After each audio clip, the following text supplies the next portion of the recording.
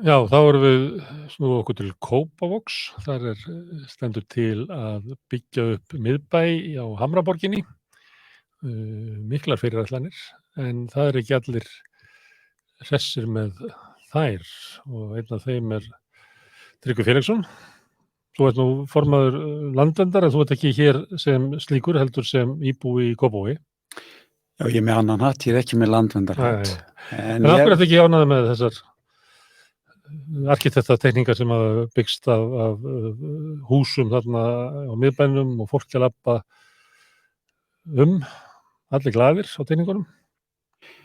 Já, það er vegna þess að við í Kópavogi, sérstaklega við í Kópavogi sem að komu nú mjög sterkir út úr síðustu bæjarstjórnarkosningum, félag sem að ég tók þátt í að stofna. Við teljum að það eigi að byggja og endurnýja bæjarhlutann á forsendum íbúa. Okkur finnst að þeir sem að fóru í þetta viðfangsefni, þeir hafi gert það á forsendum fjárfesta.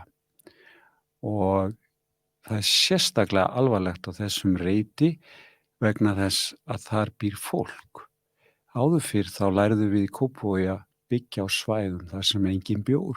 Kannski var keyptur upp 1 eða 2 sumarbústaðir eða eitthvað. Og bæir eða nú? Já. Bæir, Smárahvammur, ótal bæir voru keyptur upp og svo óx bærinn hægt og bítandi og það var skipulagt. En það er ekki hægt að fara með þessa þekkingu þegar ferð inn á svæði þar sem býr fólk, sérstaklega þar sem að býr fólk sem að margir aldraðir, margir fatlaðir. Þarna eru 130 íbúðir í Fannborginni og svo í Gjábakkanum margir aldraðir. Og þarna ferðu inn og ég held ég lofi mér bara að segja á skítugum skónum. Og þú gerir þetta með aðferðum sem að mínum að er ekki boðlegar í bæjarfélagi. Eins og hvernig eru aðferðinir? Þetta byrjar korteri fyrir kosningar 2018. Ákveður bærinn, það er nú flókin saga því að selja fasteignir bæjarins, meðal annars gamla félagsheimilið sem er söguríkasta húsið í Kópavogi. Þeir selja 3 fasteignir þar, leið taka þeir eina af þessum fasteignum úr leigu, Fannborg 6 og raunverulega fjármagnarkaupin talsverður leyti með leigusamningi. Þessir aðilar. Leigan borgar kaupverðið tilbaka á hvað tíma? Ef við tökum þessa eign sem að þeir seldu þarna, þá virðist okkur sem að kaupverðið á henni hefði verið rétt ríðlega 300 milljónir. Ef við deilum bara fermetarmetrinum niður, heildar fjárhæðinu kaupunum var 1,050 milljónir. Og núna í dag eru þau búin að borga 200, þeir eru búin að borga 2/3 af kaupverði þessa húsnæðis. Þannig að eftir 3-4 ár þá er þau búin að borga það algjörlega. Þetta er ekki mjög skynsamlegur ástöðum. Og núna á þessu ári þegar við erum að taka meira á leigu, þá greiðir bæjarfélagið 90 milljónir til félagsins sem keypti eignirnar. 90 milljónir fara þar úr bæjarsjóði. Út af hverju 90 milljónir? Nú, þeir hafa verið að taka ýmislegt að leigu af eignum sem að bæjarfélagið áttu áður. En þeir gerðu náttúrulega það sem að var jafnvel ennþá verra. Þeir settu skipulagið í upphafi algjörlega í hendurnar á þessu fyrirtæki. Þetta fyrirtæki sem hafði enga sérstaka reynslu, það var stofnað örfáum vikum fyrir þennan gjörning. Þetta voru fjárfestar sem eru náttúrulega í þessu ekki til þess að bæta Kópavog, heldur fyrst og fremst til þess að ávaxta sitt pund. Og þeir fóru síðan að koma með ýmsar afar glæfralegar hugmyndir hvað ætti að byggja þarna mikið á þessu svæði. Þetta er að ná sem mest út úr reitnum. Jú, það er bara eðli þessara starfsemi. Ég ætla að ávaxta mitt pund og það er ekki aðtöðst við það. Þess vegna er svo mikilvægt að samfélagið og bæjarfélagið setji svona málum ákveðnar skorður. Að við virkjum fjármagn til góðs, en virkjum ekki fjármagn bara með gróða í huga. Það er að segja, gróðin lendir ekki í bæjarfélaginu, það lendir hjá fjárfestunum. Og þú segir að bærinn hafi staðið með þessu fyrirtæki í þessu framkvæmdum, ekki Ég hef nú bara persónulega reynslu af því, nákvæmlega. fór á kynningafundi þar sem voru aðalega fulltrúar skal ég segja þeir fyrirtækisins en enginn frá bænum. Bæjarfulltrúar voru bara ekstra í felum, þeir biðu bara eftir að fyrirtæki væri búin að ná því út úr þessum bletti sem að því hugnaðist. En það var ekki farið sú leið sem ætti að fara. Fyrst voru bæjarbúar spurðir hvernig viljum við hafa þetta svæði í Kópavogi, í hjarta bæjarins, ákaflega dýrmætt. Hvernig viljum við hafa það? Nei, og svo kannski þegar við erum búin að komast að því, þá myndum við spyrja, er eitthvað fyrirtæki sem vil gera þetta sem bæjarbúar vilja? Þessu var snúið á haus, algjörlega. Og mikill sársauki og angist sem fylgir vegna þess að fólk á aleigu sína í þessum húsum, þarna á að sprengja sig niður 6 metra, kannski þarf að breyta öllum veitumálum, framkvæmdir í langan tíma, aðgengi fatlara sennilega verið mjög erfitt ef hugsanlega algjörlega ómögulegt. Og þannig að við náttúrulega, þetta eitthvað það versta dæmi kannski skipulag sem að hægt að finna á Íslandi, ekki bara skipulagi slíkt, heldur bara vanvirðingu eða má jafnvel segja mannvonsku, því að þú ert að valda svo mikill angist hjá fólki. En á hverju stendur Kópavogur með þessu fyrirtæki? Það vegna þess að menn gera ákveðin mistök í upphafi og það svo erfitt að viðurkenna mistök. Menn halda bara prjóna utan á þau mistök. Ég þekki ekki hvað gerðist í skúmaskotum eða tölvupóstum. Þetta ætti bara að skipa rannsóknarnefnd á þessu, hvað fór þarna fram, hvernig erum við í þessari stöðu í dag. En ég þekki það ekki nákvæmlega, ég bara sé hvernig staðan í dag og hvað að gerast. Nú búið að setja skólabörn inn í neðstu hæðin og félagsheimilinu. Bæjarfélagið á sínu tíma, það úrskurði félagsheimilið fokeld til þess að spara fyrirtækinu 6 milljónir á ári í fasteignagjöld. En það samt búið að nota... Það svo fyrirtækinu sem keypti? Já, ég veit ekki til þess að önnur fyrirtæki, aðrir bæjarbúar njóti þess að fá að búa áfram í fóköldu húsnæði og spara sér fasteignagjöld. Ég veit ekki hversna menn gera þetta. Það enginn sem getur útskýrt það fyrir mig. Er skólabörn þarna inni að gera hvað? Já, nú komið föll skólabörn, komið það enn líka. Í fókölda húsið? Já, það var skilgreint sem fóköld, það búið að laga, þeir eru á fyrstu hæðinni, en það mengun í húsinu, þetta nú einhver bæjarfulltrúar okkar eitthvað að reyna grennslast fyrir hvort allt sé í góðu lagi og brunavarnir og reyna að gera skyldu sína sem bæjarfulltrúar.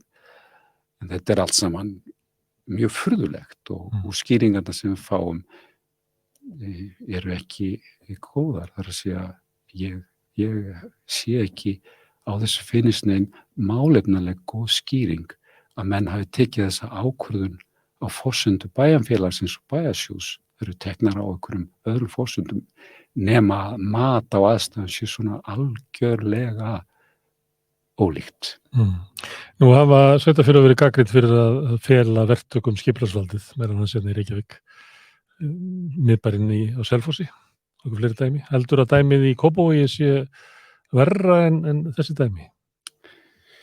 Almennt held ég að þetta sé mjög vafasamt.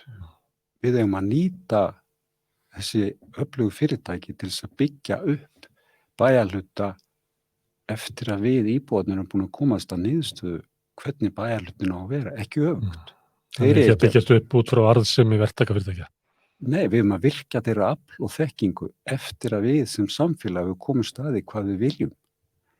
En þessi öfugst nú, við sjáum þetta núna, þetta kallað þróunarreiti, við sjáum fleiri svona reiti, núna reitur 13 út á Kársnesi. Þar sé líka annan svona fjárfestingagjörning þar sem að bæjarfélagið hugsanlega að blæða fleiri 100 milljónum í uppfellingu. Ég að reyna að kynna mér hann. Það aðstæðan sem að hjálpa sitt skáta hefur notað undanfarna marga áratugi og fjárfestar voru að reyna að kaupa það út en tókst það ekki. Nú bæjarfélag að kaupa út. Nú nota bæjarsjóð til þess að liðka fyrir fjárfestum og því svæði. Þannig að menn virðast bara nota bæjarsjóð til að liðka fyrir að fjárfesta geti ávaxta sitt pund sem mest. Það nýbúið að selja þann reit frá einu fjárfestingafyrirtæki til annars og eigi allan reitinn fyrir 1,5 milljarð. Það er náttúrulega geysilega mikið af svona fjárhagslegum spekulöntum sem eru komnir inn á þetta. Þetta er eins og við sjáum með mörgum geirum. Það tilhorið svo mikið peningum í samfélaginu sem að leita sér að möguleikum til að hvað maður segja, að vaksa enn frekar. Það eðli kapitalismans. Ég hef margt gott kapitalismin að segja að eru leitað en þetta þeir eru ekki að stjórna. Það þarf ekkert að segja margt gott mann. Hérna, við þekkjum því úr Reykjavík, það Orkureiturinn nýbúin að vera seldur á svimandi 5 milljarða Ártúnsbrekkan á annað eins.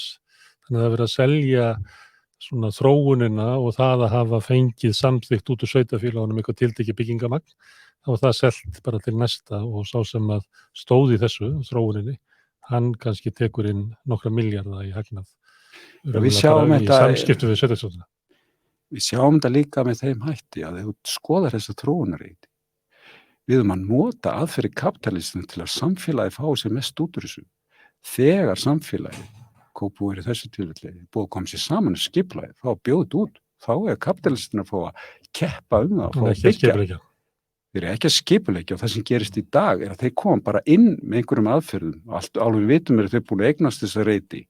Við eigum að skipuleggja og svo fara út að marka eins og að samfélagið fá sér mest út úr þessu. Hér er gert til þess að kapitalistinir eða fjármagnseigendur fá sér mest út úr þessu.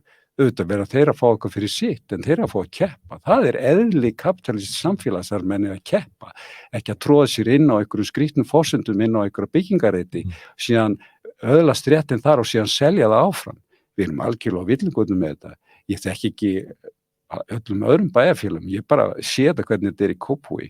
Það er eitthvað dularfullt í gangi þar. Það er bara búið að snúa þessu á haus, hvernig við sem samfélag eigum að láta kapitalið vinna fyrir okkur en ekki öfugt. Já, og þið þessu að búa í landi kapitalismas. Herðu, þú nefndir áðan vini Kópavogs, sem var einn af sigur og 77 kosningar. Og þetta mál var ofarlega þar, ekki? Á ykkar stefnu? Og náttúrulega bara skipulagsmálin voru þá ofarlega og þá leggum við áherslu á þetta að það er samráð og sérstaklega samráð við íbúana og taka ekki samráð sé ekki bara sýndarmennska eins og við upplifum. Þið náðu nógu góðum árangri til þess að það væri hægt að segja sem svo að með útkomu ykkar væri svona skilaboð til bæjaryfirvalda að taka tillit til þess þótt að þið hafi ekki náðu meirihluta. Finnst þér það hafi verið gert? Já, það hefur gert í orði. Orðræðan hefur breyst. En nú erum við bara sjá verkin, það eru verkin sem stýraði sem er að gerast, nú horfum við á reit 13 og þá er það verkin sem ég dæmi ekki hvað þið segja.